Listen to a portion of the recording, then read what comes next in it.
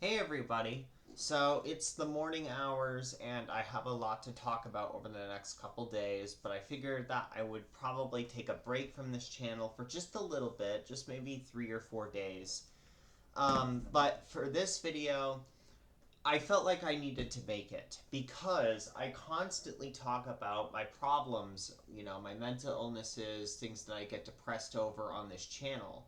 However, even though I document, my hectic life, my suicidality, my everything of that sort, I've never actually explained, like, what kind of stresses that I have in my life, what kind of problems that I have, that I face. I always talk about, well, I have all these things, and I wrote down 16 reasons. I actually have more like 17 or 18 of them that I'll be sharing today. And was going to be part of a different video that would have had a much different outcome. But I figured that I would share these for people that were interested about why my life is so stressful, why I'm depressed all the time, why I'm anxious all the time, instead of just, I don't know, just internalizing the problems without actually taking a glance at what they are. So I'm going to list from highest to lowest stresses, like the things that cause the most amount of stress to the lowest amount of stress, the highest to lowest amount of stress in order. So the number one stress in my life right now is actually trauma from the mental health care system. So when I first entered the mental health care system, um, I was like a 13 or 14-year-old kid, and I had a therapist named Jackson, and I was quite mentally strong as a kid compared to now. I know that sounds weird because like kids are underdeveloped, and you would think I'd have less maturity, less tools to deal with that. But the fact of the matter is I would actually say that I had more back then because I had more protections, obviously, because I was a minor, but also I didn't have pervasive mental illness that was very acute at the time. So, I had a therapist named Jackson. We talked about, some familial problems that I was having regarding my mother, my father, and me. And obviously, I'm not going to mention it, but essentially, pretty much he gave me he kind of the self-empowerment kind of aspect of therapy actually helped me a lot, actually made it so that I could deal with the kind of drama that I was going through. And my mental illnesses didn't start developing extremely, like, severely at this age. I was pretty mentally healthy. I was having some bouts of depression, which was the start of my bipolar disorder. But basically, therapy worked, right? I was able to kind of dig myself out of my own hole with my family problems because I was less affected by it. However, I started having episodes of depression and hypomanic symptoms that eventually got me a bipolar 1 diagnosis. Although I wouldn't say that I first got my didn't actually have my first manic episode until I was about 19 years old.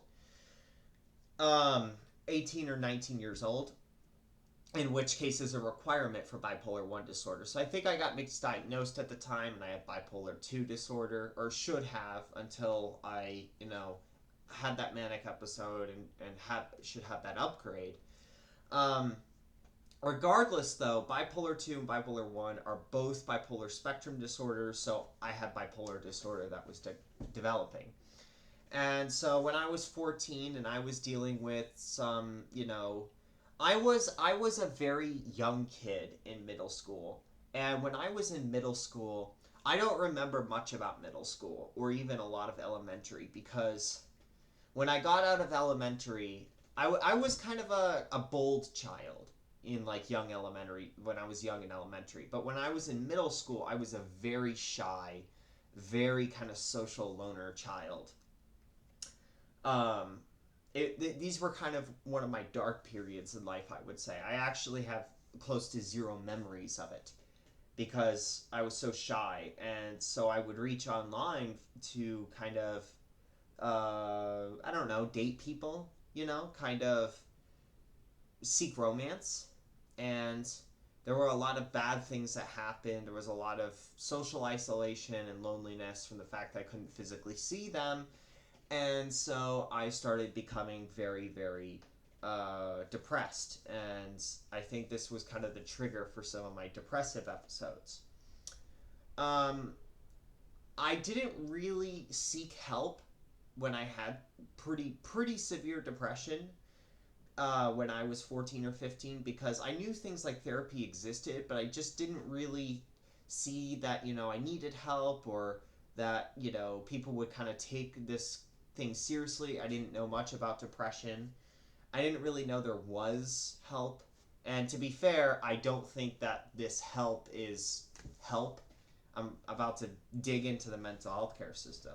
So then, eventually I got involved with the psychiatric system. I got diagnosed with bipolar disorder at 17 after bouts of depression and hypomania. I had a hospitalization and an encounter with the police at my college, where they had to handcuff me and actually take me out of the college with people in like the living room and stuff looking at me as, and they I had handcuffs in the front. They're just required in the state of Oklahoma to handcuff you.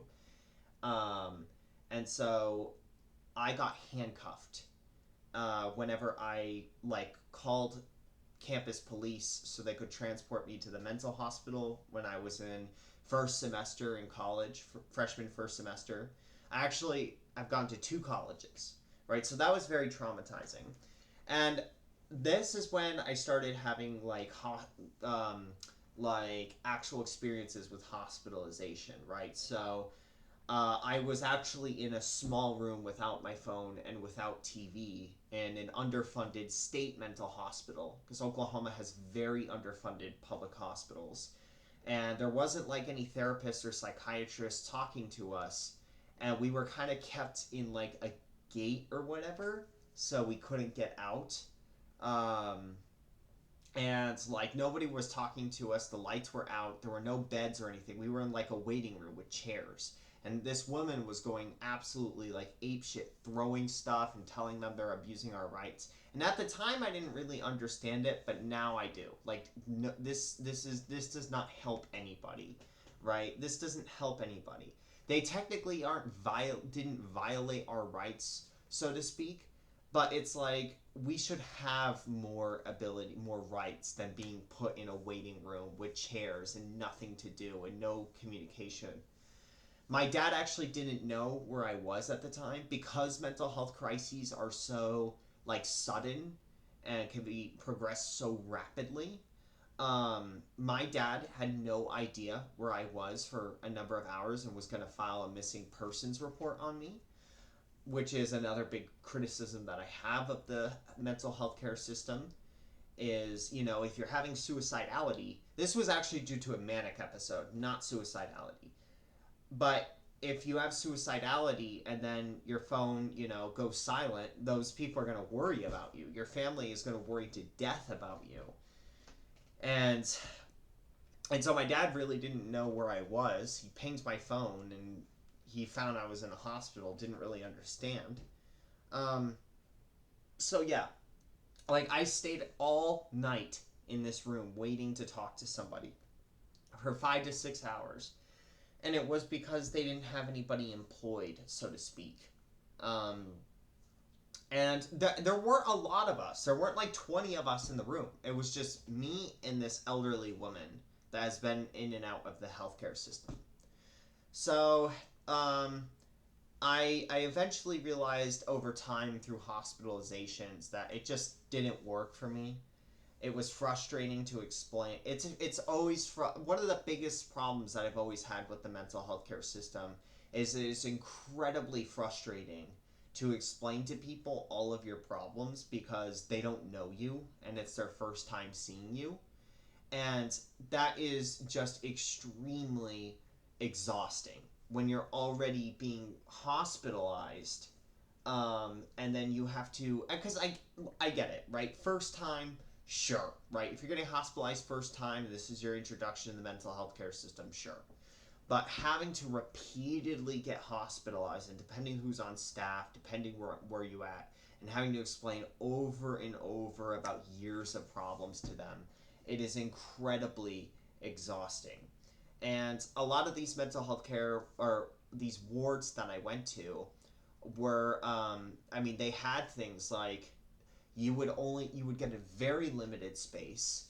TVs, they had TVs fair, but they would watch like a hawk, like what you were to watch. They didn't have really anything besides coloring books, things of that sort. No like exercise or gym or anything like that. The outdoor courtyard was essentially bare and stripped of literally everything, um, because they don't want you to hurt yourself, which is actually really interesting. One of the wards here in town, in my town, the only ward actually, I should say, has a 3 brick walls and no like furniture outside, nothing, because they're afraid they'll hurt yourself. But what I find really ironic is anybody could just use the brick walls and try to hurt somebody by banging their head or pushing them against them, or they could just take their head and bang it against the brick wall themselves. So what is the point of restricting all this furniture and, you know, taking everything out of the building, like, or I'm sorry, of the outdoor portion, if you have brick walls and people can just bang their head and cause serious or even fatal trauma to their head, right? You might as well have all of the low, you know, to a point. I mean, that's not a justification for giving them machetes or anything, but you see what I'm saying? Like, you have to. This is part of the problem. This is what makes mental health care systems so traumatic. Is you don't really. There's very low transparency about when you'll leave, so to speak. They don't give you persistent updates on when you're going to leave, and it can be extraordinarily traumatic because your freedom, whether it's voluntary or involuntary, is out of your control once you're admitted. And so yeah, it's out of your control when you're admitted. And I'm sorry, I'm very hungry right now. It's outside of your control, and you have little idea on when you're actually going to leave, like, and the kind of updates that you're giving you. And there's this very bad feeling that they might keep you there for an extra couple days or whatever. And you have to understand, by the way, that when we're talking like hours or days, like 1 or 2 days, this sounds, fine, like, oh, they're just going to stabilize you for a couple days, but I guarantee you that it feels a lot longer than that. And even staying there for 5 to 6 hours more makes a big difference, big difference.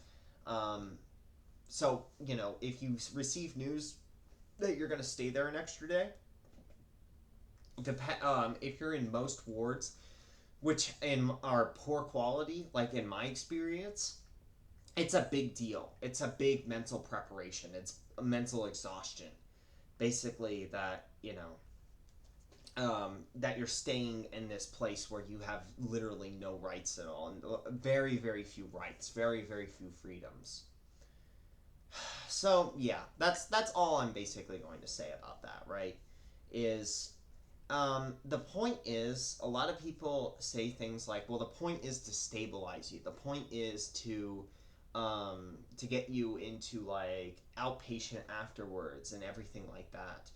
But what I say is that if somebody is experiencing a suicidal crisis or whatever of the sort, and you lock them in there, and they basically conform by telling you that they're fine and they're getting out of the place they just left, it could just be a matter of days before they actually are way less transparent with people and they try to take their lives or somebody else's life. And we know that inpatient doesn't work, and we know that the mental health care system is broken in the United States because involuntary hospitalizations have doubled or tripled, right?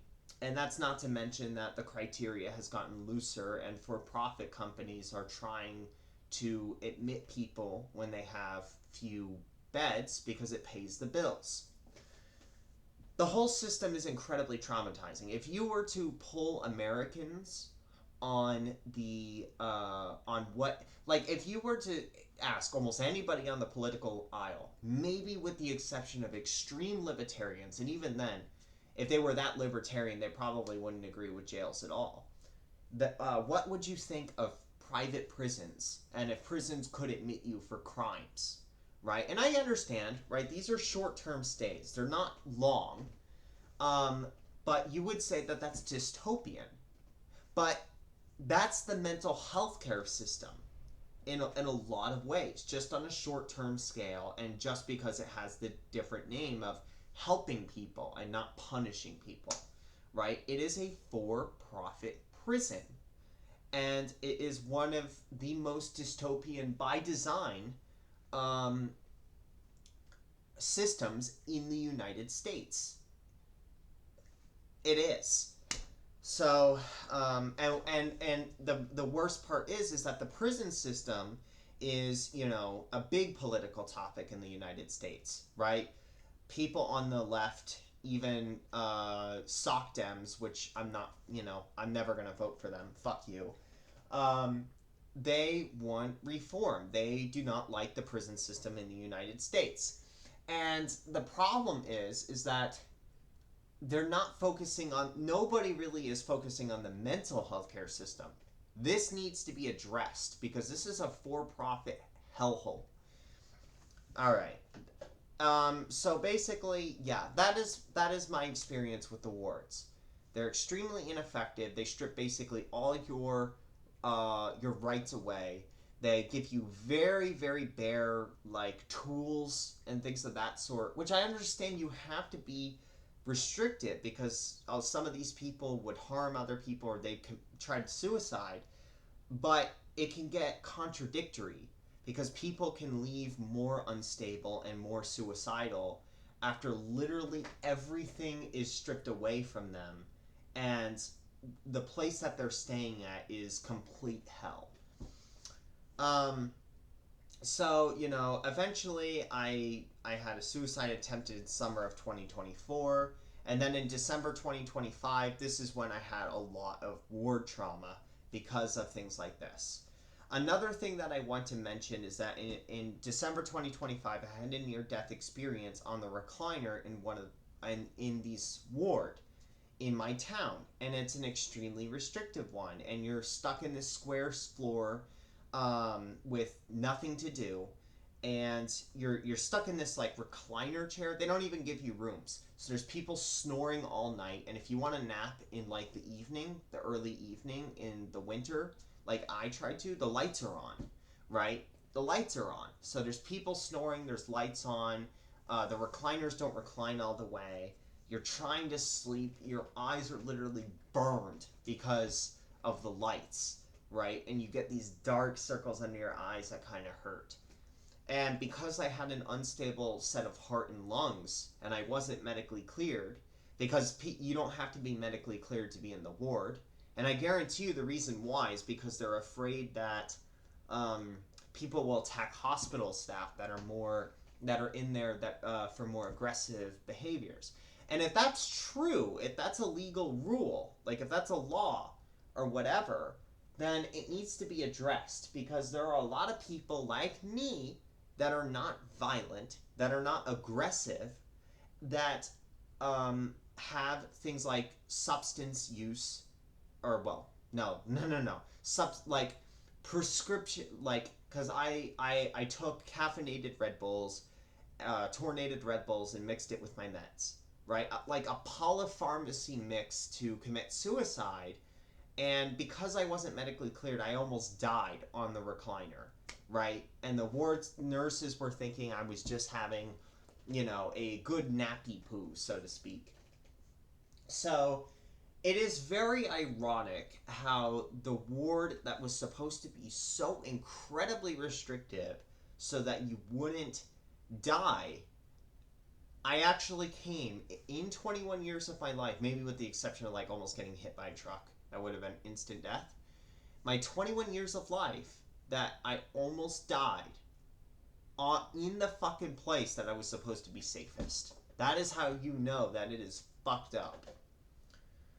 So therapists and psychiatrists also just don't seem to be, have severe pervasive mental illness. This is another problem that I have with the mental health care system. Some may have anxiety or even a major depressive disorder diagnosis, but if it was extremely pervasive, if it was extraordinarily, stressful, then they likely wouldn't have completed school, found a career, or got licensed.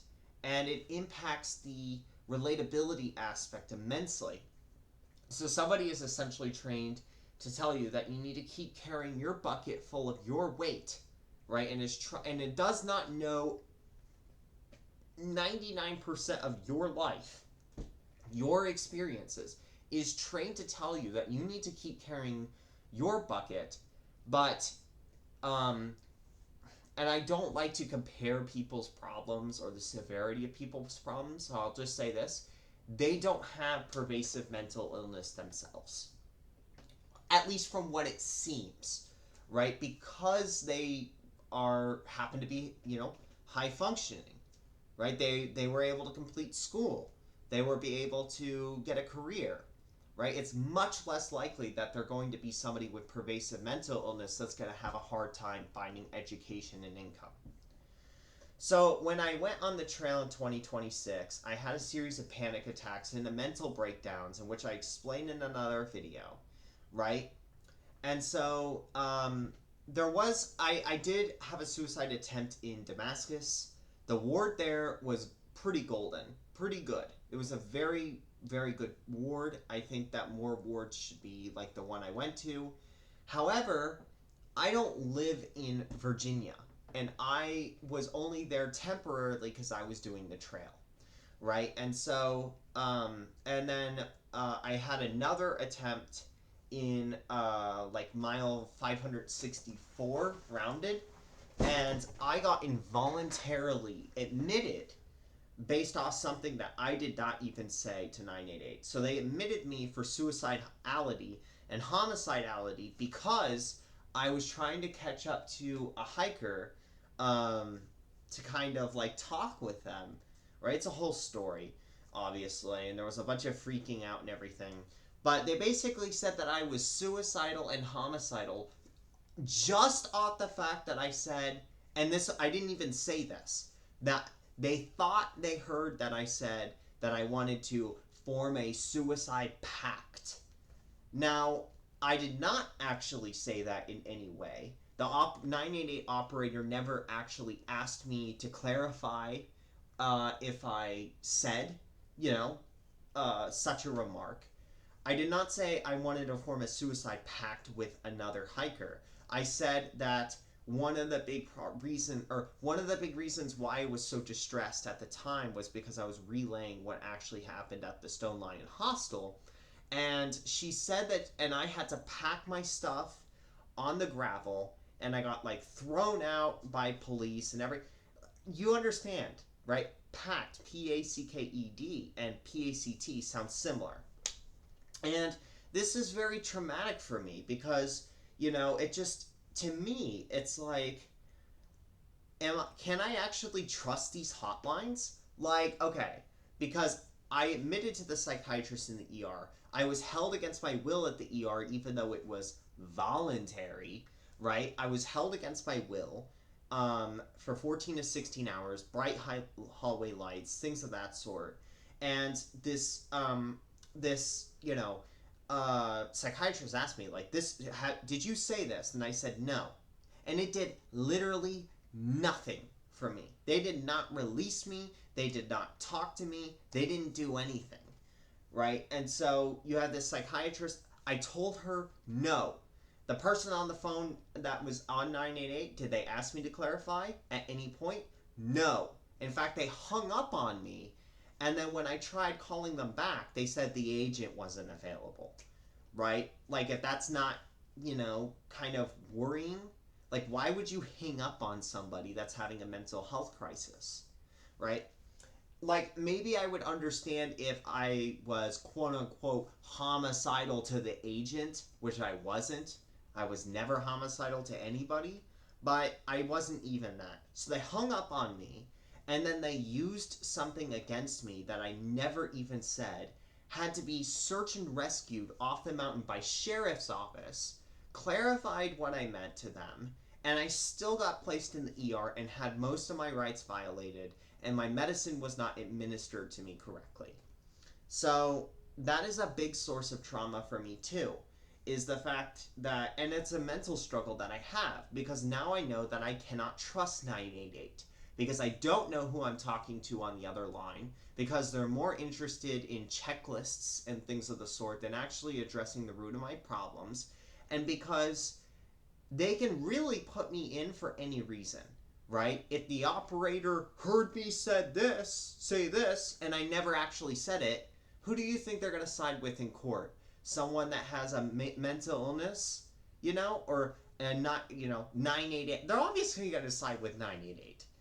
So that's just what I'm going to say, is the whole mental health care system is extremely traumatic. You will not get a good night of sleep. You will not have a good experience. You could be targeted in the wards like I was. It's not a good system, and the rate of involuntary hospitalizations has doubled.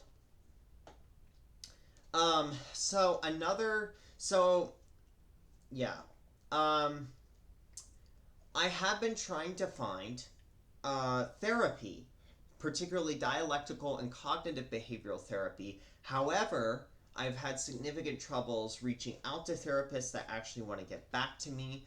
I have tried to call therapists. I have tried to do testing and evaluation. Most of them don't accept my insurance.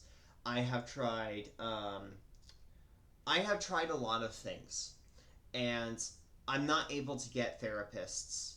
And it makes sense, especially for individual therapists, because they don't want to take somebody considered high risk like me, because they have a million other patients that they could take and not have to worry about things like homicide, right? If I commit suicide and then they may be fired, or if they're individual practicing, charged or sued for some reason. So I'm having a hard time finding therapists because, at least in my mind, they don't want to accept somebody that's highly suicidal when there's much easier cases where they could get a lot of money, right? And when you actually apply the filters, who's available, who does these specific therapies, who does this insurance, who does this online, since I only have one other therapy office here in town, which is a for-profit with an inpatient ward facility, there's extraordinarily few therapists, if at all, right? And then I have to do intake, and then I have to do a bunch of bullshit. So, yeah. Now, reason number 2, I'm sorry, this is already 28 minutes in, but I promise you it will get easier, shorter. Hyperadrenergic POTS is a major reason. I don't have all the time in the world to explain, but basically your blood vessels fail to constrict below the waist when you stand up, and your heart and brain, your heart rate goes up, and your brain spins out of control. And your my norepinephrine goes extremely, extremely high, which is your fight or flight stress hormone. So it basically, if you've ever felt very anxious before taking a test, or maybe you're climbing a mountain and you're scared of heights a bit, that's norepinephrine. That's stress. So I have to deal with it every single fucking time that I stand up, or even every waking moment of my life. I have to deal with this illness, right? I was diagnosed in February 2026. It's a major stressor. It has become more debilitating as of recent.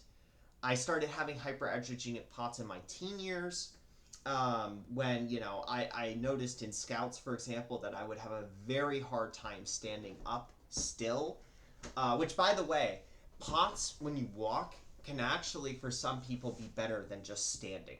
So I was always really dizzy, kind of disoriented when I had to stand, in Scouts. I always had a hyperactive nervous system when it came to anything because what people don't understand is that dysautonomia affects your entire body. So digestion, for example, I burp all the time when I talk on here. Do I have GERD? No. I do not have GERD. I do not have acid reflux whenever I'm walking, whenever I'm laying down. It's when I'm sitting and talking, and it's due to POTS. It affects respiration. Um, it affects every single part of your body, basically. It affects mental health. For example, if I'm physically walking and exerting myself, I will have episodes of derealization and depersonalization, and it's likely due to poor blood flow to the brain. So, again, and brain fog, and I'll have, like, sometimes I'll have episode where food will regurgitate from my stomach. This is an extremely debilitating illness. I'll even have false awakenings, or I'll have sleep paralysis, right? Which, a false awakening, if you want to know what a false awakening is, think about it like this. So you're sleeping, and you think you get up. You think you're opening your eyes, and you're getting up, and you're walking to pick your phone up in the bedroom. And then all of a sudden, you just go back to your bed, right? You just go back to your bed. You're out of your body, essentially. And you're just like, well, that's strange. I just woke up. Why the fuck am I laying here back in bed? And so you desperately try to get up, and you're thinking you're putting your feet on that ground to get your phone, and you just go back right to your bed. Do you see how traumatic that is? That is unbelievably traumatic. And it also makes sleeping incredibly hard. It doesn't matter how much sleeping meds you take. If you take too much, obviously you'll die. But, and it doesn't matter, right? Like, it doesn't matter. But, like, you can only take so many sleeping meds. But basically,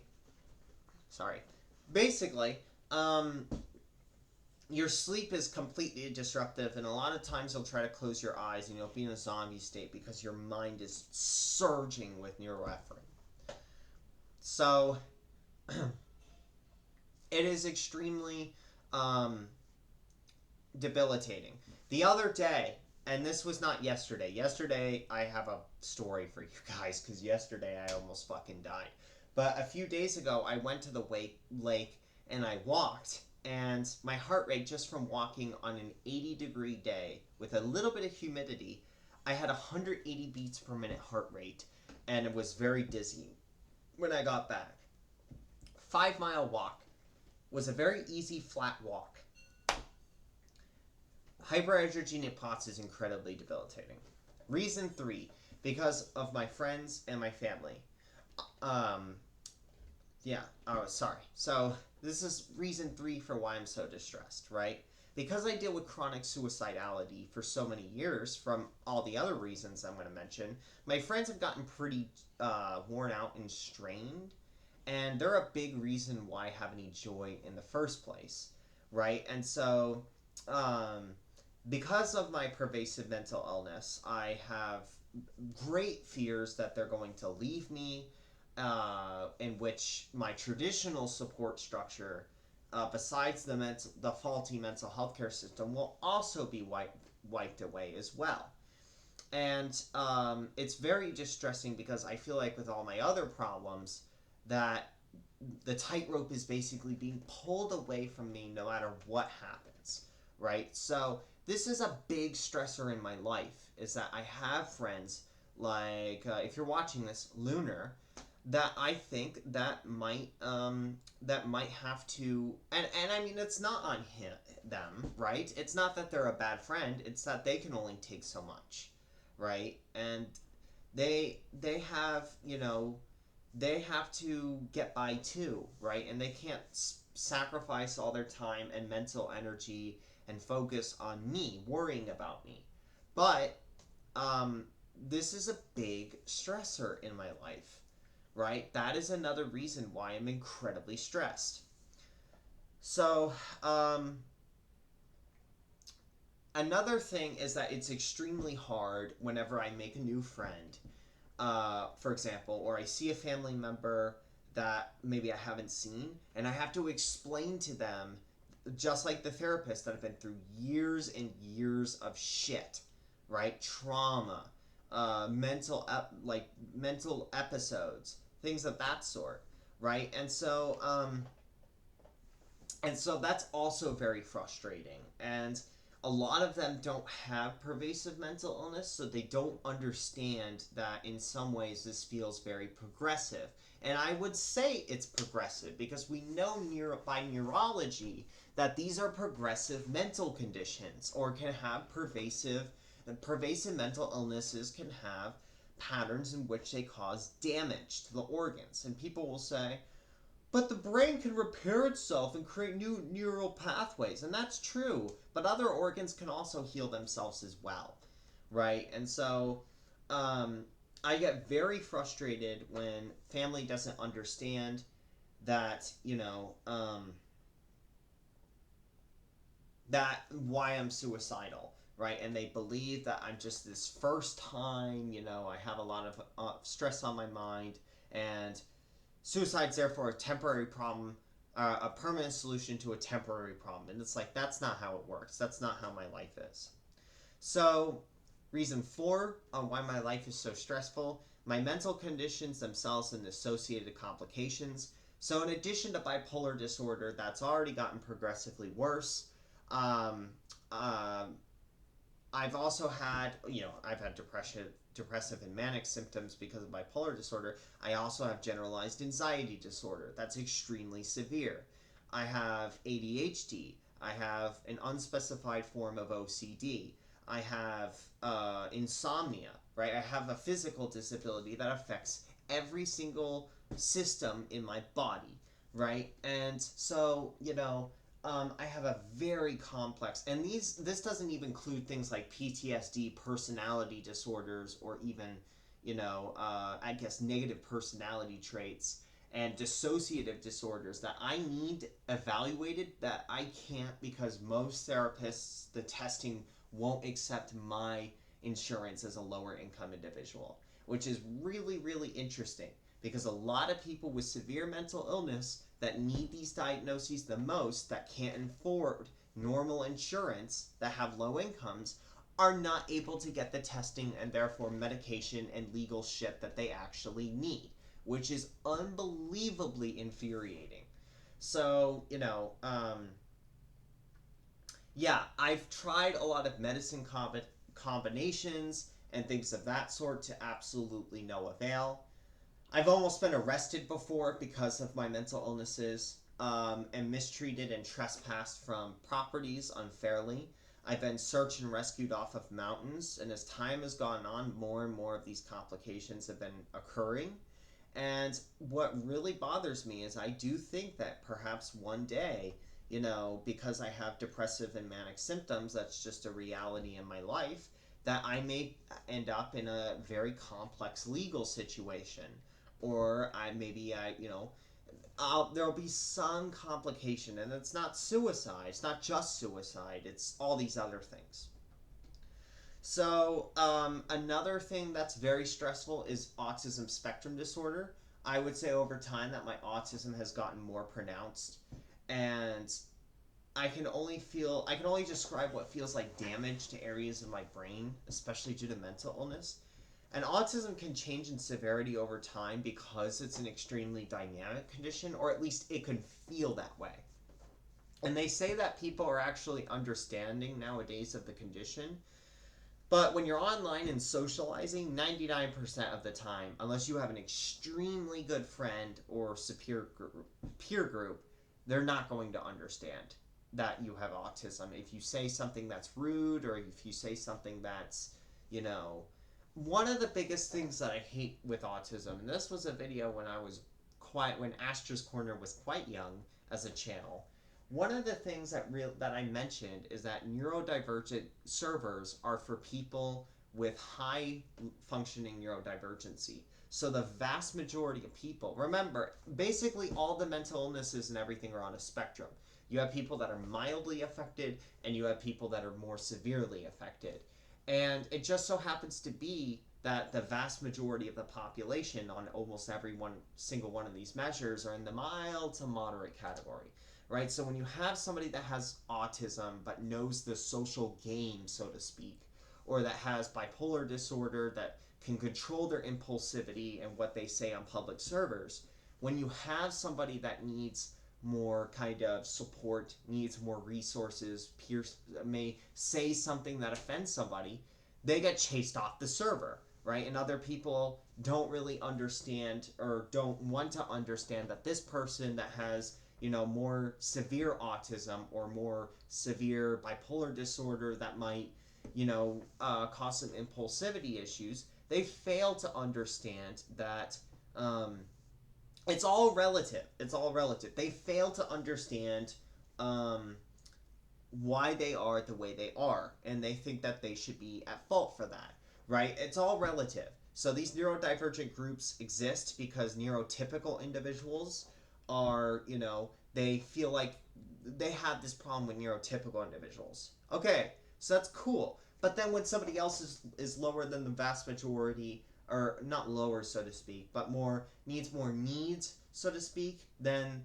this group, which is from this group right here, the neurotypicals, they fail to give, a lot of the servers will fail to give that kind of convenient, or that kind of support to them for the convenience and comfort of other members, which pisses me the fuck off. And this is like the majority of social groups on things like Discord, for example. This pisses me off beyond belief. So, it's also really hard when it comes to things like dating because the vast majority of the population is not autistic. And even if they are autistic, there's no telling that the person that that it's a person that you're interested in, a person that has the same personality as you, a gender that you're attracted to, right? In my case, I'm pansexual, and I'm okay with poly stuff. However,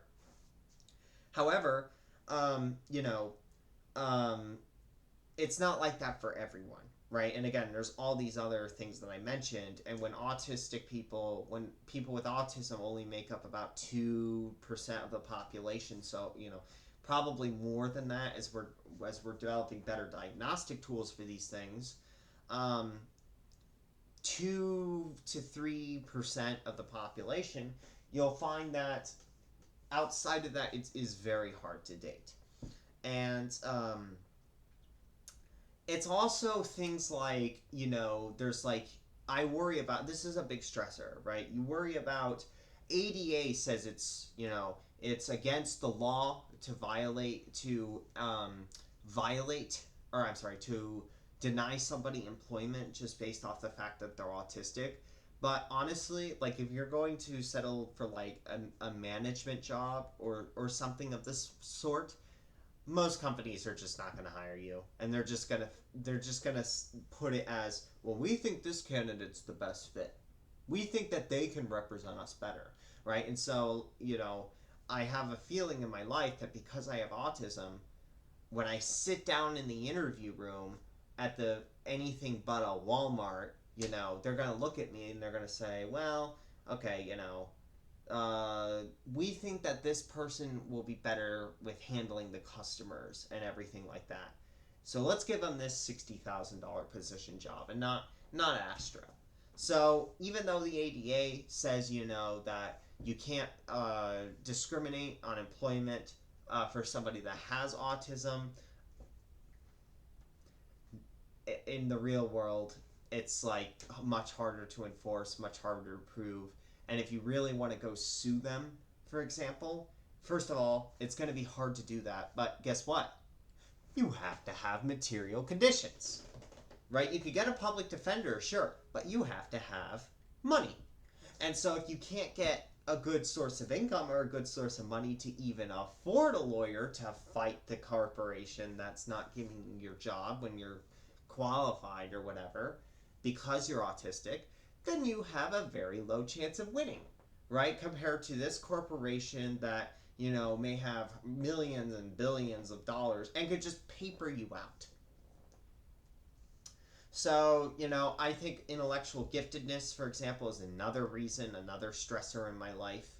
And I think that overanalyzing and the perfectionism that kind of accounts into it is kind of ties into it causes a lot of stress as well. And it's not something that's easily fixable.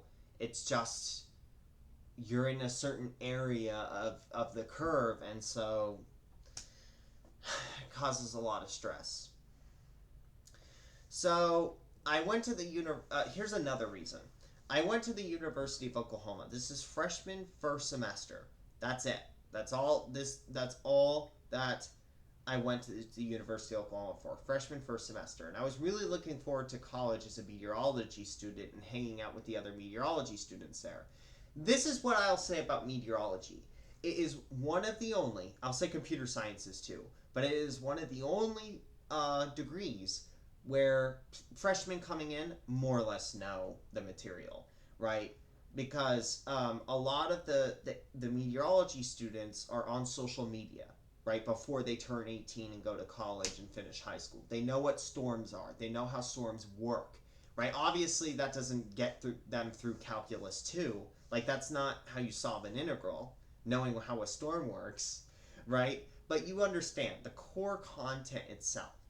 And so what I found there is that it wasn't just my autism spectrum disorder, but a lot of the kids there, and freshman first semester is supposed to be like the best thing ever, right? You're going to college.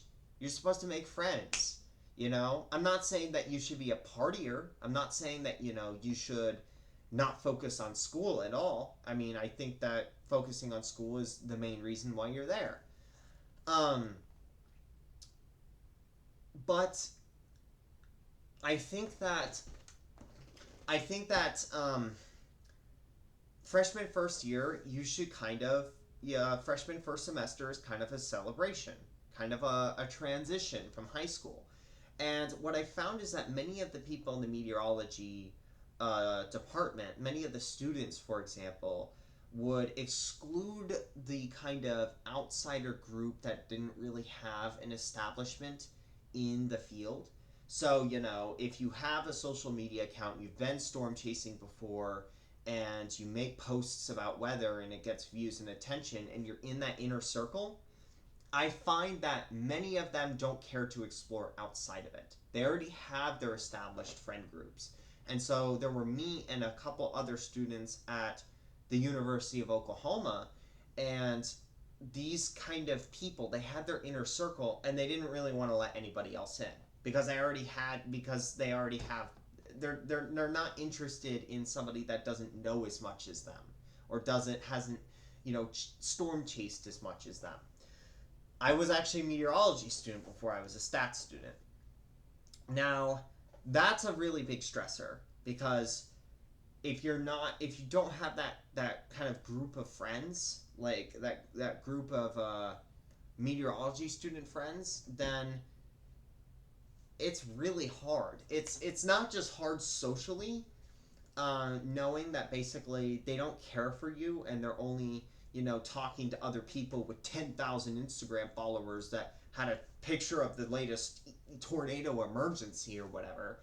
It's also hard because you need connections in a field like meteorology, right? You need to connect with your peers that may get potential jobs. And so if you're not naturally in that circle by middle or high school, then it's going to be much harder to kind of get in, right? And especially if you haven't talked to people in the National Weather Service before or try to reach out to them or storm chasers or whatever, right? Because everyone kind of knows each other in the field. It's kind of like AT through hikers, the AT community, for example. Because meteorology is not a very, it's not like computer science. You know what I'm saying?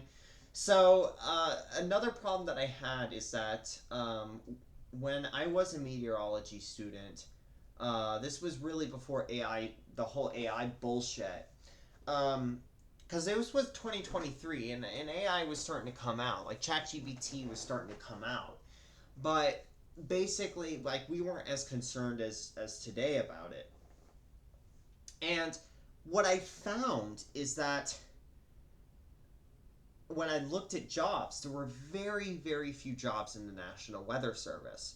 And this was even taking into account that it was the Biden administration. Now, I am not for the Biden administration. I am not for the Obama administration.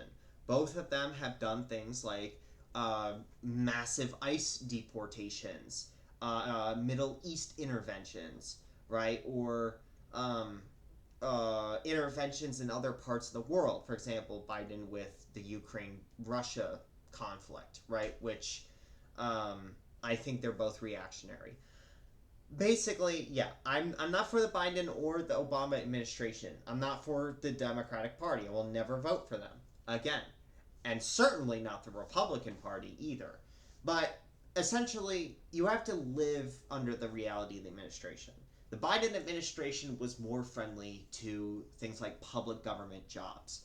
And even with the Biden administration, there were only one or two like NOAA jobs available, per year. There were very, very few NOAA jobs. These were the jobs that actually paid. Because the fact is, you could go to AccuWeather, right? You could go to a private company, but you're not making the watches, the warnings, and the advisories. And your job, therefore, your kind of value to society is a lot less, and so your salary is a lot less, because you're not the one actually making the forecasts and the advisories. It's just kind of like a crummy desk job, right? And so you could do things like go to the local news station, right, and maybe make an okay salary. But even the jobs with okay to proficient job salaries like NOAA, they're obviously going to be extremely competitive because, yes, meteorology is a small field, but there are still a lot of people graduating compared to the volume of jobs. And so, I found that if I was actually going to get a job into NOAA, which is what I wanted to do, or at least maybe in news station, then I would likely have to get my master's and maybe even higher, plus other certifications. And I didn't want to do that. I didn't know at the time if I wanted to commit that much to it. I didn't know at the time whether, whether I could actually even do a master's or whatever. You understand? Like, I just wanted to my 4 years done, and I wanted to make a middle class average salary, right?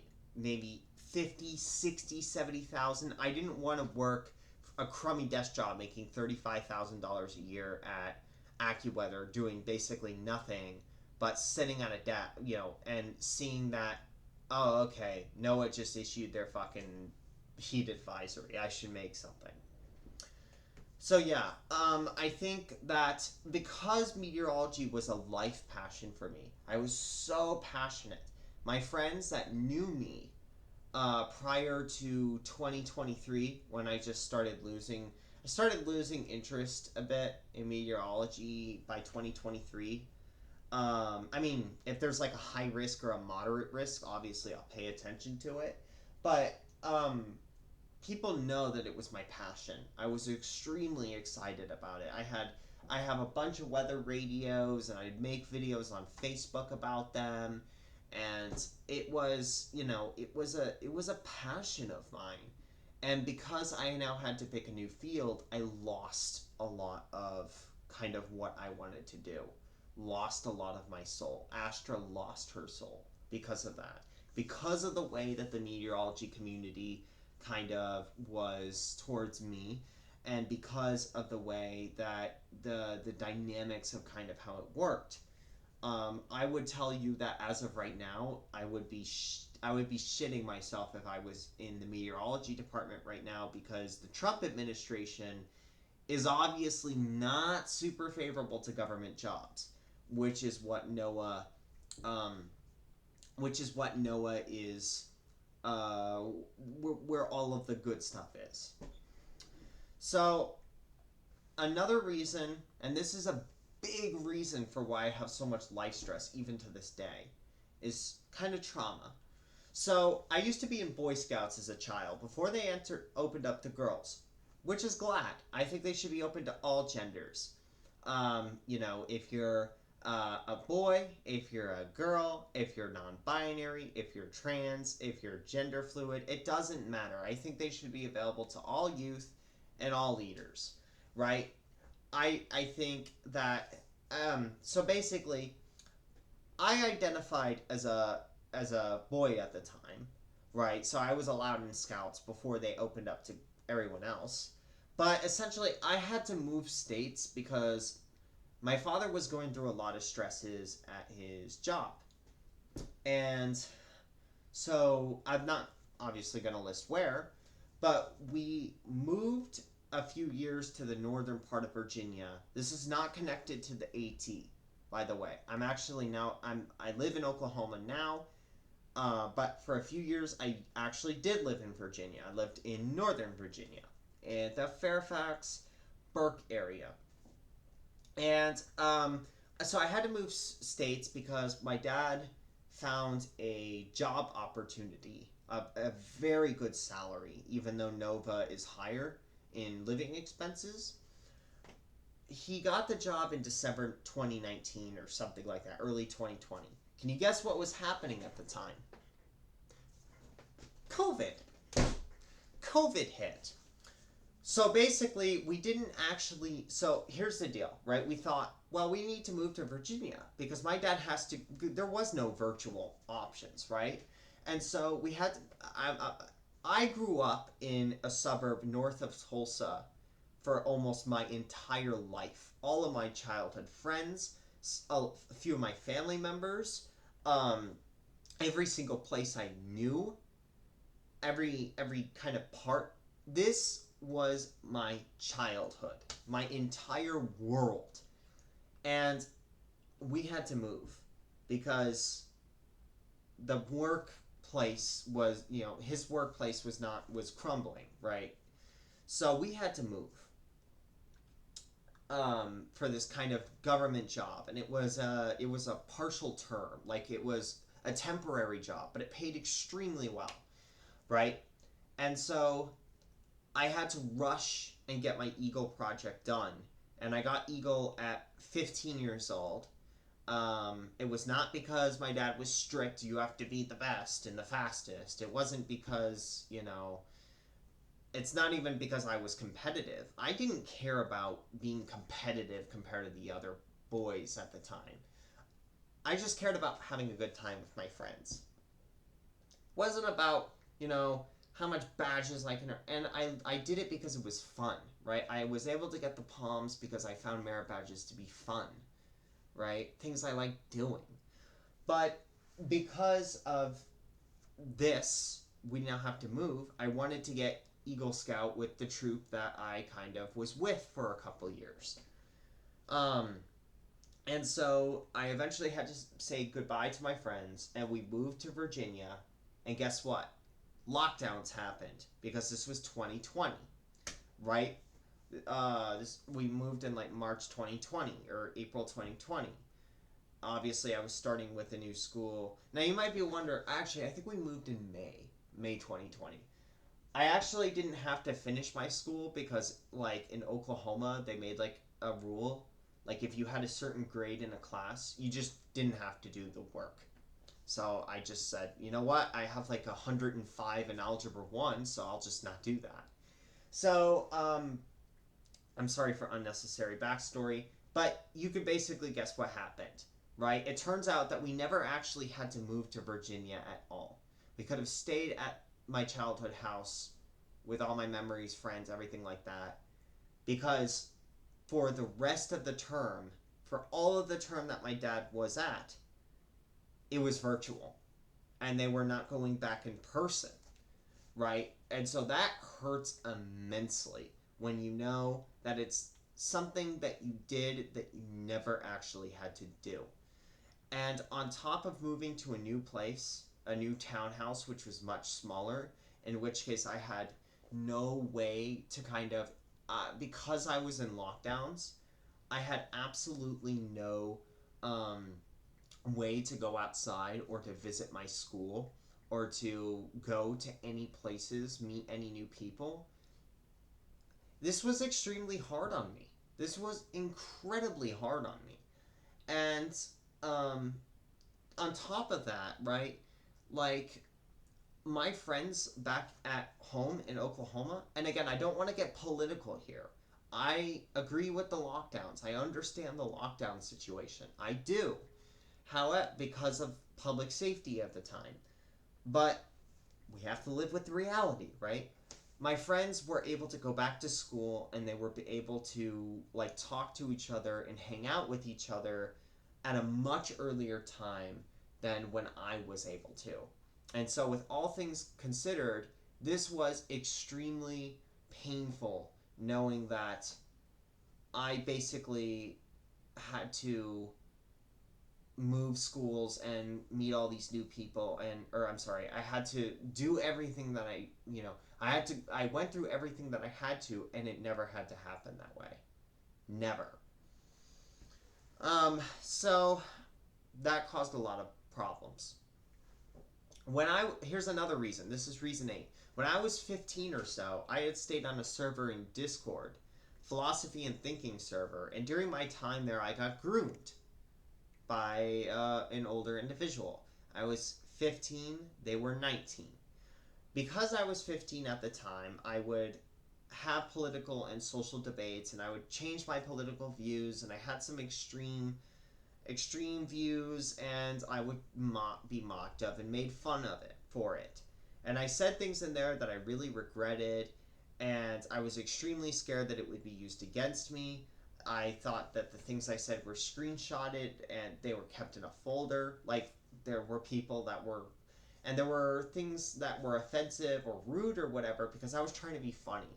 I was never an actually bigoted person. I just wanted to use dark humor and make people laugh, but I failed at doing so. You have to understand that even as a conservative, because this channel, I used to be actually very reactionary in 2023 when I did Sword Fights on the Heights talk, kind of talk. I was incredibly trans accepting, incredibly LGBT accepting, very, very accepting, willing to seek people out. I never had a problem with bigoted. I never was against people, I was never racist, and I was never sexist, and I also, yeah. So basically, as a conservative, as a deep conservative, really really red back in the day, I was never bigoted. So even when I was on this server, when I was 15 or so, I was not trying to be bigoted. I was just trying to be funny, and it just it didn't do well, right? And so people had threatened and blackmailed me in there because of the things I said, and there were a lot of people in their 20s that actually sent me things like pornography and allowed me in NSFW channels. And the server owner was extremely irresponsible and would yell at me whenever we would play Jackbox, right? And I got really hurt or whatever by some of the things people were saying about me. And I was going through a lot of shit at the time. I had moved to fucking Virginia, in which this was huge. Like, this was terrible, right? And this server owner would scream at me. She would absolutely scream at me. And she was a very irresponsible server owner, especially for allowing me as a minor in accessing this kind of content. And so it left a huge mark on me for a long time, and it left a lot of trauma, even to this day. That server did. So another reason is just my perfectionism. This is a smaller reason, but basically, hold on.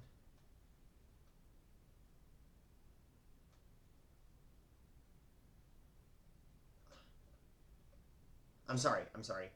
Um, Basically, perfectionism. I'm somebody that has very, very high expectations and constant kind of anxiety, and when something's on my mind, I can't get it off.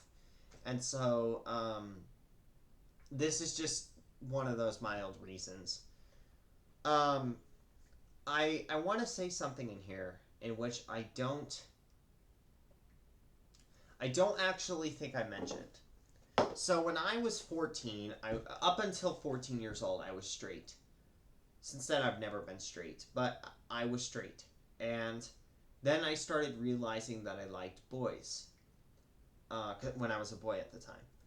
And then I started realizing that I started realizing that it wasn't just online that I liked talking to other guys. It was also in real life. I found guys in middle school and things like that at the time when I was in middle school or high school to be attractive. So basically, I went through a phase of thinking that I was going to go to hell. I wasn't super Christian. I was always mildly Christian for the longest time before being agnostic, but it left an incredibly, I had a severe traumatic kind of existential crisis because I was like, oh my god, like I'm bisexual, right? And eventually I identified as gay for like a year or so, and then it's always been bi and pansexual since. I'm bisexual. I'm gonna go to hell. There's nothing I can do. I'm actually gonna go to fucking hell. And so I would sit and I would just cry. I would sit and lay on the floor and cry my eyes out for so long because I thought that I was going to go to hell. Because I thought that there was no way that I was actually going to be able to go to heaven. Right? And so that really bothered me as well. And this was in Virginia when I was already dealing with a bunch of other shit. So another reason is digitalization of jobs. Because platforms like Glassdoor, LinkedIn, and Indeed have thousands of applicants all fighting each other for a fraction of job postings that are actually real, and the real ones get as most jobs exclusively filter by AI and sorting algorithms. It's extremely hard for even STEM majors these days to get jobs because there aren't actually people hiring, and there are a lot of applicants in the process, and so this has made it very stressful for me. This is not something that I just have to deal with. This is also something that a lot of other people have to deal with as well, right? And AI has made everything 100 times harder, and I think as time goes on that things will get more and more replaced, which is terrifying to think about. Another reason, another stressor is that nobody here is there's lack of people here that are LGBT in my town. So because I'm poly and pan, and I have attraction particularly to non-binary individuals, other transgenders, more feminine individuals, kind of a relatability aspect, so to speak, because we date relatable people. But where I live, there aren't many people that are like that, so to speak. And the majority of LGBT dating apps are filled with men loaded on testosterone that would pretty much just probably use me, and at worst they would probably murder me. Like, some of these people are actually really concerning. Like, I've gotten 60-year-old truck drivers when I was on Grindr that were sadists, right? That I was really scared. Like, if I went with them, I would likely die. So the issue is that in so many of these kind of places, more out in the countryside, that are more kind of small, there are limited options. Oh, there are more limited options. People on dating apps hardly like to settle. It's just the way that it's designed. Like, for example, if somebody texts you a message, right, you respond, and then you're waiting for their response for like 2 hours, and meanwhile you get somebody else that replies to you right away, right? And then that doesn't work out. You see what I'm saying? So like, there are some people on there that you can text, but you're never going to settle because of the way that it kind of works and how dynamic it is, right? I wasted a lot of money on these kinds of apps, so to speak, and I mostly found that it was just Phil. I was a man. I was a guy at the time. I was a man at the time, but at least in the social sense. But I found that a lot of them just weren't interested in conversations. They weren't interested in actual deep connection. That, if there was actually like anything romantic or um, sexual, so to speak, that they were very casual. They were very there wasn't anything behind it, and a lot of them sent non-consensual pictures, some of which were really, really distasteful to me, without my like consent, right? Which caused trauma for me. Caused a lot of trauma for me. Ugh. So yeah, that's another thing. Lack of people here, and the people that are on LGBT apps in a lot of communities, it's gay and bi men, and they always have the advantage over us, more feminine individuals, women, that are on there, things of that sort, because like even gay men, for example, you might be thinking, well, why would gay men want you if you're trans, right? And it's because there are some of them that will say things like, well, you're trying to become a woman, but you're not actually a woman. You see what I'm saying? And so they think it's like this some cute cosplay thing that a guy does, and it's like, no, I'm a woman. I'm not a guy, right? If you're gay and you're attracted to me because you think I'm a guy, then we already have incompatibility because you don't even think that I'm actually a woman. You think that I'm a guy. So that's just not something that I want to deal with. Another thing is because I'm in Oklahoma, I feel like I'm not able to express myself in girls' clothes or try voice training or openly tell people that I'm transgender without possibly being scolded.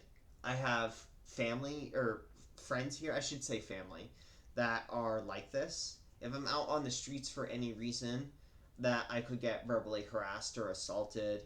And this masking creates a lot of stress for me internally. And for as long as Oklahoma remains kind of an alarmist state, I would have this constant stress of having to wear boy clothes without getting something more interesting that fits me. Because I can be confronted at any point, I feel like if I were trying to apply for jobs, for example, that with this kind of clothing and expression, that management would likely not hire me, which I think is legal here, by the way, because I could get into verbal conflicts with customers that just don't like the fact that I exist. And on top of that, if I were to pass as a woman, and because of the bathroom law here in Oklahoma, if there was, I would constantly have to at least worry about it.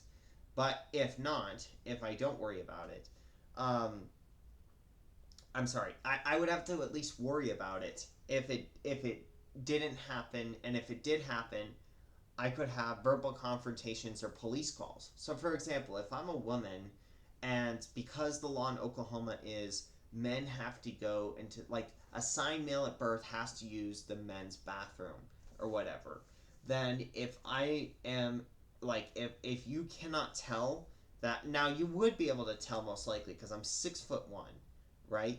So I'm quite tall. But if you're, and that's not an exaggeration, if you're, I wish I was shorter. If you look, if you're a woman and you head into the men's bathroom or vice versa, then people are going to look at you like, what the fuck are you doing? Like, it's illegal to actually be in here. You know that, right? You should be in the other bathroom where you were assigned at birth. Especially if you're kind of have like a full beard and you're in the woman's bathroom because you're trans masculine and on testosterone. Do you see? Do you see what I'm saying? Another reason for why I'm so stressed, media is half as interesting. So I think about this a lot. YouTube has gotten bland as of recently because I go on YouTube a lot. I'm a YouTuber, small content creator, but I'm also a person that watches a lot of, like, I would consider myself a YouTube veteran. I don't say that for ego purposes. I just say that because I followed a lot. on the platform. Sorry, I've followed a lot on the platform over the past for the past 12, 13 years, even more than that. I know a lot of kind of events that have taken place. I know, Keemstar. I know like Wings of Redemption, Low Tier God, Only Use Me Blade. I know a lot of the Lol Cows. I know like Onision, H3H3, iDubbbz. I mean, I know all of the kind of classics, so to speak. What else? I know things like XKCD, Turkey Tom, Wavy Web Surf, Sunny V2, Mr. Beast, obviously, PewDiePie, Tobuscus, Smosh. I remember Smosh. I remember Net Nobody, KSI and Deji, particularly in the early days, the Sidemen. What else? There's bunch of rappers. I know the political sphere, like Destiny Hassan. I know XQC, although he's more on Twitch, he's not on YouTube. You understand that basically I know a lot of YouTube history. I know even Illuminati too. I remember when she got exposed. Odds Ones Out. I know the animator community. Think Before You Sleep. I'm sorry. I'm just going through the list. But yeah, I know a lot of YouTube. I would consider myself a YouTube veteran, and I've noticed that in the past 10 years in particular, that a lot of content. Now, listen, 2016, there were a lot of problems with it. For example, kind of the moral standards were very low, right? And so people got away with shit, and people wrote it off as edgy, Like you had SS Sniper Wolf, for example, and I'm not going to say anything in particular here, but she did very disgusting things. And she got away with it. And now people will say things like, well, it's because she's a woman and there's a double standard. That's not actually true, right? The real reason why people like Sniper Wolf were able to get away with it, and it wasn't her, it was a bunch of male content creators too, is because 2016 was a year with few moral rules. And so people would do very immoral, unethical things to get a lot of attention. We also had the adpocalypse during that time, I believe. And because people thought it was funny in some way, right? When it was really twisted when you looked at it. Like prank channels, for example. So yeah. So there were problems such as that. But there was a lot of content that was more interesting. There was a lot of content that was juicier. And I feel like over time, when content creators like Sunny V2 started going on the platform and started getting a lot of money from doing, because like commentary used to be kind of like fun, kind of creative, and then Sunny V2 comes in and makes it more like a frontline documentary, and then all of a sudden, to this day, there is more reactionary and commentary channels than anything. It's become all this kind of Fern or Sunny V2 documentary style commentary videos, and it's like all the fun and enjoyment and casualness of it has been taken out. There's that, and then there's corporate shit like Mr. Beast. Like Mr. Beast went from an individual that was really fun to watch to corporate, basically.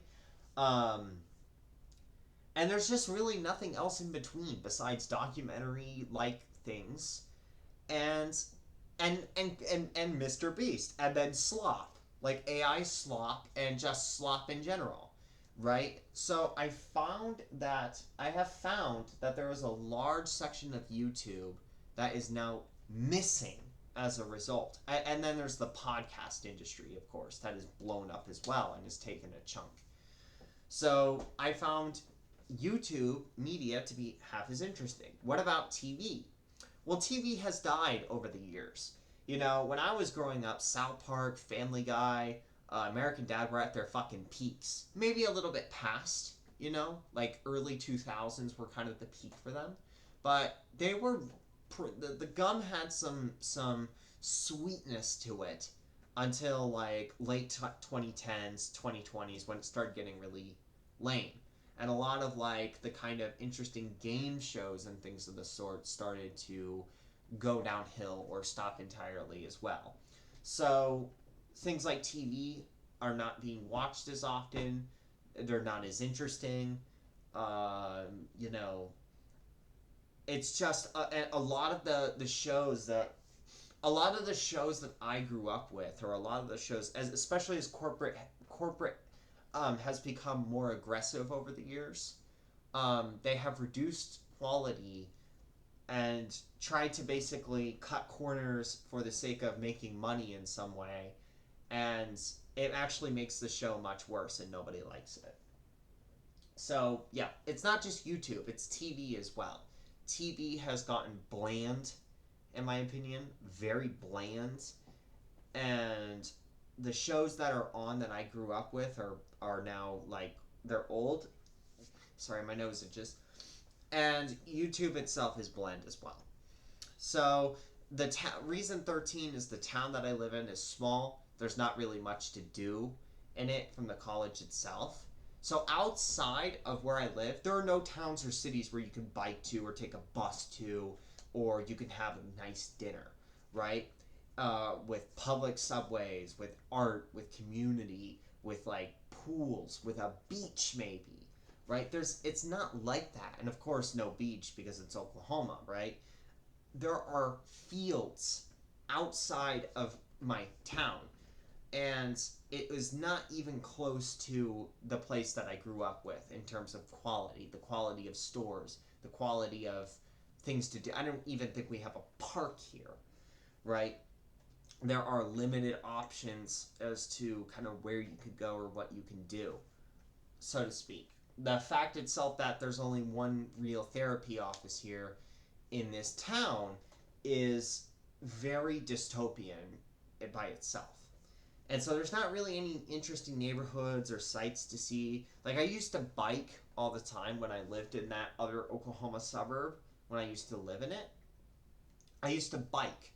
That was fucking fun, right? I did it in the summer and I could have collapsed and died, but it was fucking fun. It was amazing. And now I don't have that. There's not a lot, there's really nothing to explore here.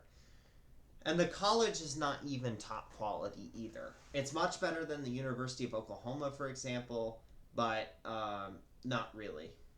This is another thing that I want to mention, is that when I was at the University of Oklahoma, um, this is actually going to be part of reason 6, right? I forgot to mention. But basically, the classes were very rough there. The weather happened to be rough that year, so I would get rained on a lot. I would get soaking wet. The math department, I found to have a terrible math teacher. Because I had POTS at the time, I would sleep a lot in my morning classes in mathematics. Barely passed. Because of the stress of school, because of the amount of work that we had to do, because the math was very poor quality there, I developed a ton of stress on top of the kind of social isolation that I had at my college. I actually developed an eating disorder, believe it or not. Yes, I did. I developed an eating disorder where I lost 15% of my body weight because I'm extremely kind of scared of being like, I don't want to be overweight. I could not. This is kind of that part of that perfectionism. I do not want to be overweight, and so yeah, that really played a part as well. People weren't really supportive when I told them what was going on. I just didn't find them to be that friendly, like other people there. And my luck was extremely bad. There would be things like, for example, the gym would close on random days. There would be restaurants where I would want something and it was just that specific item that was out. And every other item was not. Or I went to a store and I would look. Trust me, I would look. This is not just bias, right?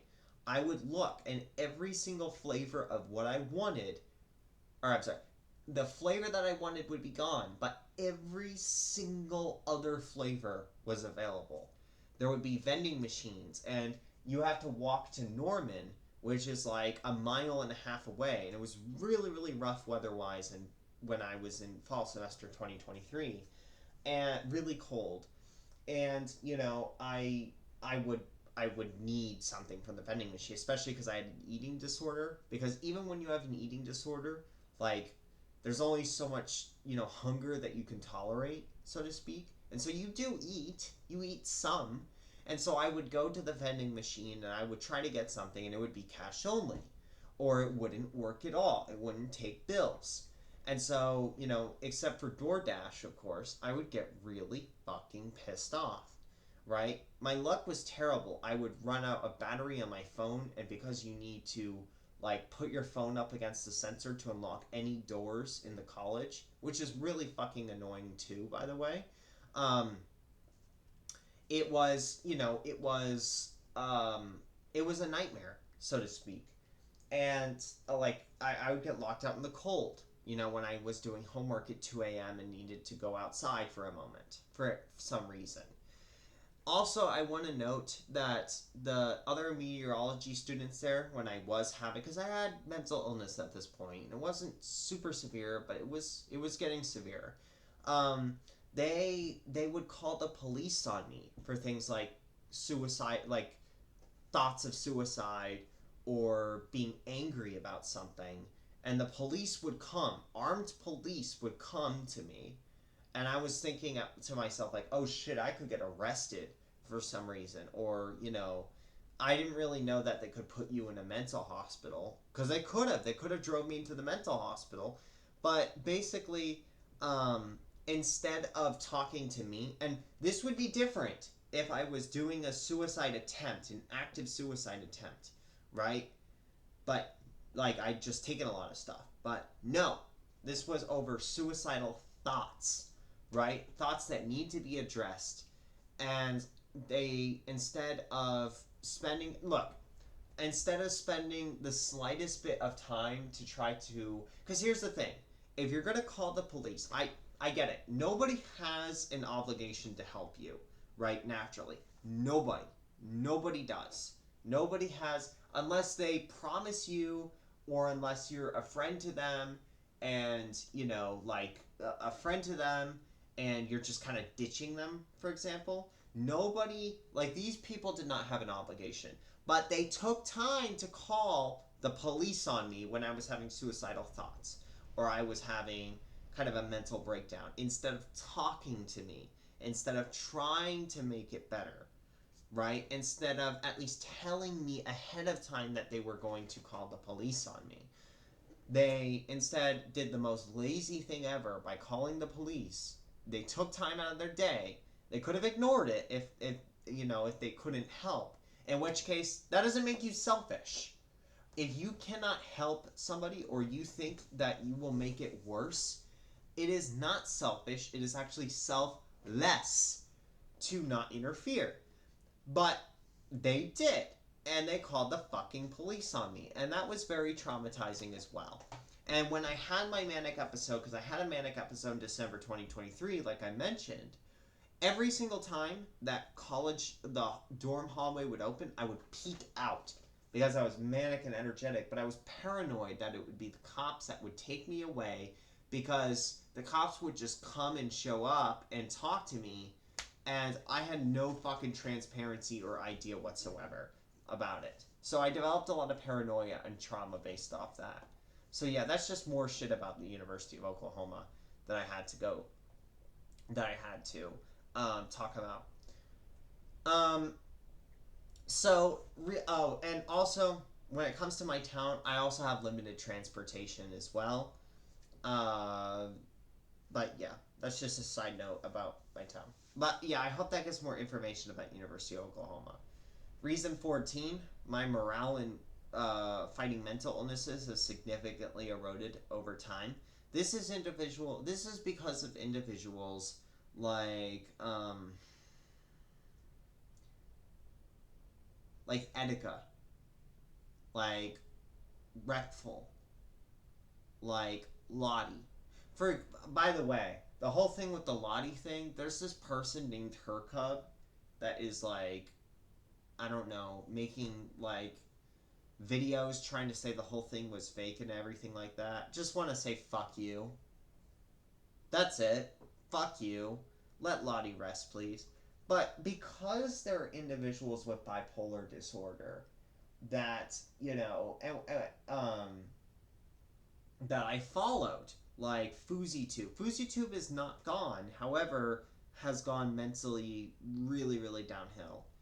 FouseyTube, Etika, um, Lottie, Reckful, people like that. Also, I saw one about a guy named Colin that passed away. My morale has significantly dropped in actually thinking that I'm going to beat this, which really, because here's the thing, right? There are a lot of people that will tell themselves, like, I'm gonna beat this, right? I'm gonna overcome this. But does it always happen? No. People say, like, the step to beating suicide is believing that you can do it. But how many people that have actually committed suicide do we know of have told themselves that they were going to beat it and they couldn't? I'm imagining quite a few, right? Just the fact is that this morale lowering has really impacted me. Reason 15 is that I'll have obsessions that I talk about on servers that make people annoyed. These are not ones that I can particularly help or that I feel like I have free will over. And it can lead to a lot of fights. And I constantly have to worry about, because I happen to mention norepinephrine in me, about fights and things like verbal altercations and things like that. And because I'm super suicidal on a regular, I also have OCD, unspecified OCD. For example, I never eat before 11 a.m. and after 5 a.m. because I have significant OCD over a real life event. And I also do not eat things of 2 because of it. And whenever I think about it, I gag, or it prevents me from eating entire meals, or I almost throw up thinking about it. And this can sometimes be extremely distressing for me and for other people, and I can get get impatient at like the dinner table on why I can't eat something, and in which case I won't talk about it because it's a very peculiar obsession in particular. And reason 16, the world is absolutely going to shit. Reactionary politics are going out of hand. Remember, we're at the bottom of the list, right? And so this isn't something that particularly bothers me a lot. U.S. politics is not something that on a day-to-day I think about every single time I go out. Every single time that I mean, obviously a little bit because I'm a trans woman, right? I'm a woman. And, and things of that sort. But, I'm going outside and I'm not thinking about U.S. politics while I'm touching grass. I have bigger fish to fry in my real life. And that doesn't make me a bad leftist or selfish or whatever, like the Redditors will probably say. The Redditors will probably be like, oh, you don't think of U.S. politics, then no. I have to focus on my own shit first before I ever would actually get involved in U.S. politics. And even then, is it actually ever going to actually do anything for me? Like, is discussing U.S. politics actually going to do anything? No, nothing's really going to change. So, but reactionary politics are getting out of hand. Rent is going up. BlackRock's buying more houses. Data centers are taking up our fucking water. My lake nearby is actually, the water is red because construction runoff has basically destroyed the water. We're becoming increasingly more divided. Our governments are becoming more reactionary. And I think it's extremely likely due to the AI bubble that we'll have an economic recession. And because of things like ghost jobs, which I've talked about. And that is not something that I have to witness. And it is a stressor. on me, obviously. Um, you know, people like my dad are tied to the market, of course. So that worries about me. Or that worries me. Sorry, I have this bit of hair that's sticking out. Things of that sort. There are also many other reasons, for example, that I have a lot of stress in my life. For example, my family has split since I was extremely young. My parents divorced at 6 years old or 7 years old, which is a very, very bad time because you're just growing up. You know, if you're 15 or 16, you have a lot of memories, right? You have a lot of memories of your parents being together and, you know, and things of that sort, right? And if you're 3 or 2 years old, you don't even remember it to begin with. But when you're someone that's like 5 or 6 or 7 and you're having a lot of fights, there's a lot of fights. Now, keep in mind, I was never abused. Never. I was never abused by either of my parents. But when your half brother is out of the picture and you haven't been able to see him for over 10 years, even more, I think close to 15 years, um, you know, when when you're in that sweet spot of age 7 and you're just like, okay, you know, my family's together. What the fuck? My mother and my half brother just moved away? You know, and I've been having to deal with like familial kind of problems and fights and outbursts, not outbursts, for years. This isn't abuse necessarily. These are disagreements and occasional fights, but they put a lot of stress on me. And most of my family across the country is split up. I don't know most of them. I don't really have a way to contact them, so to speak, or to really become significant in their lives. So I think the only way is Facebook. And it's like people there don't really like my family, kind of, they focus on each other. They're not really focused on me. I haven't been able to meet a lot of my family. I've never been close to a lot of my family members, um, because they've all been like split apart and far away. My parents have been divorced. I haven't been able to see my half brother in a long time. In which case, I've had memories when we were together in the house when I was 4 and 5 and 6 years old, and I haven't seen him physically since. So that was also a major stressor on me as well. There are many other reasons as to why, you know, I'm very I have a lot of stresses in my life, but these were the main ones that I have listed. This is not just me, you know, internalizing a small problem and I make it so much bigger than it is. I've been dealing with trauma, I've been dealing with system failures, I've been dealing with a, a you know, worsening mental conditions despite taking new medications. I've been worrying about the future. I've been, you know, I like the future seems very kind of gloomy. There are a lot of things that I can't prevent here, like my autism spectrum disorder, which causes a lot of issues. Just everything that you can think of, right? Um, this isn't. A lot of these aren't preventable. A lot of these aren't fixable. I just wanted to make this video. I know it's long, but it's like people probably want to know.